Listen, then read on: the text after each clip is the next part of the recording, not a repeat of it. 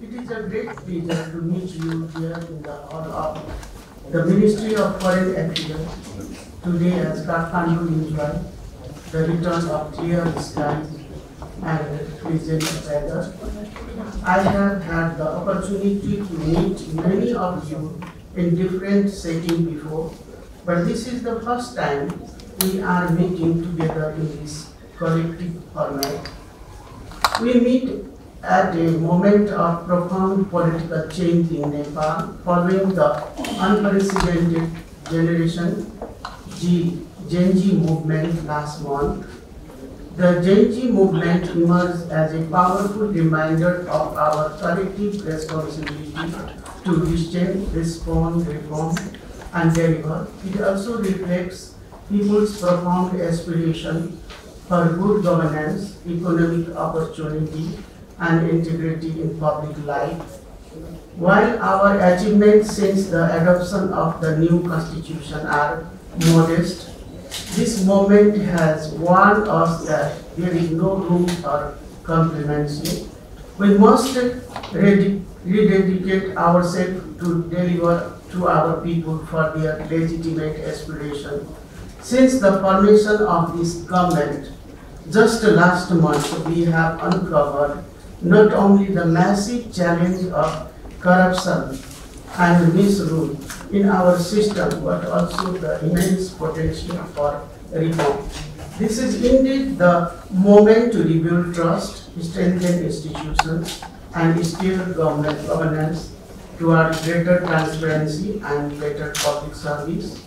The moment was driven by the demand for transparency and accountability. It ended with the dissolution of the government and resulted in the huge loss of lives, injuries, and damage to both public and private property. Following the resignation of the former Prime Minister and the dissolution of the House of Representatives, a new interim government was formed under my leadership on 12 September 2025. The regulation came with a force and spontaneity that took many by surprise when I was called upon to lead in those uncertain times. It was not a position I sought, but a responsibility I accepted with a deep sense of duty to my country. This non-political transitional government has one sole and non-negotiable mandate to hold free, fair, and impartial general election to the House of Representatives on March 5, 2026. We are committed to a maximum 6-month term, after which we will peacefully hand over power to democratically elected government. Excellencies, we are not here to pursue a political agenda, but to pave the way for a new legitimate one. Our priority is internal stability, and we will serve as a neutral buffer that guarantees a predictable and secure environment for the democratic process. Multi-party democracy is the cornerstone of our political system. Adherence to democratic norms and values is the only viable path forward. The government is fully engaged in all preparatory works. Our entire focus and the state's resources are being directed toward creating the necessary conditions, security, legal frameworks, and logistical preparation for a credible election. We are empowering the Election Commission, improving security, and holding dialogue with all political parties and stakeholders, including the Gen Z representatives. We are also exploring the possibility of an external voting system to progressively realize the principle of universal suffrage for Nepali national temporary living abroad. As in previous election, international observation will continue to play an important role in upholding the transparency and credibility of this historical democratic exercise. We deeply appreciate your continued goodwill and support in this journey. I personally place my great hope in Generation G, whose energy and political awareness have brought a new scenario to our political landscape.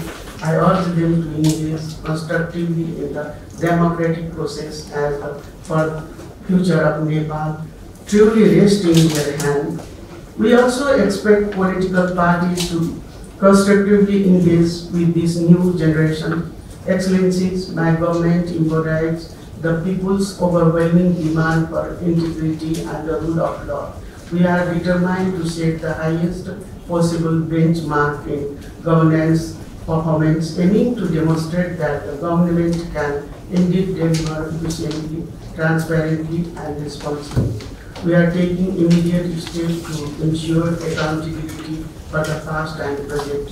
We have continued our judicial inquiry commission with a clear mandate to ascertain facts and examine underlying cause of the recent violence.